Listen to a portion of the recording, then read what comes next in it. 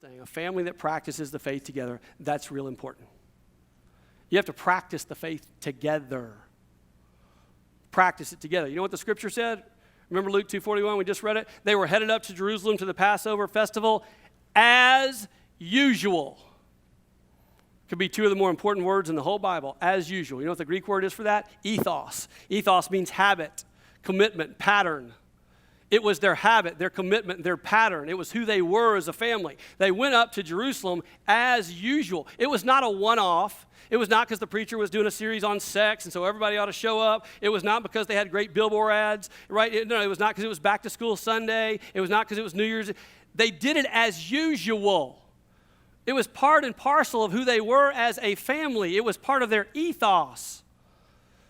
So my question to you is, if an alien were to descend into your family unit right now at your household, what would be your usual? Would practicing the faith together be usual?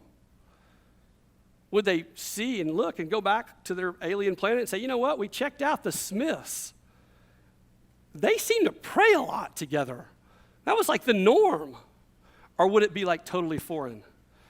Come on, dads, if you went home right now and said, family, let's get around the table, I want to pray. Would that be usual, or would your kids think, he's lost his mind? What's usual? They went to Jerusalem as usual. So we think these things have got to be, they've got to become usual for you. So I'm going to challenge you in the next 3 weeks about what your usual is. Because you know what you reveal to your children with your usual? Your perspective. And I would contend that giving your kids perspective is the greatest gift you can possibly give them.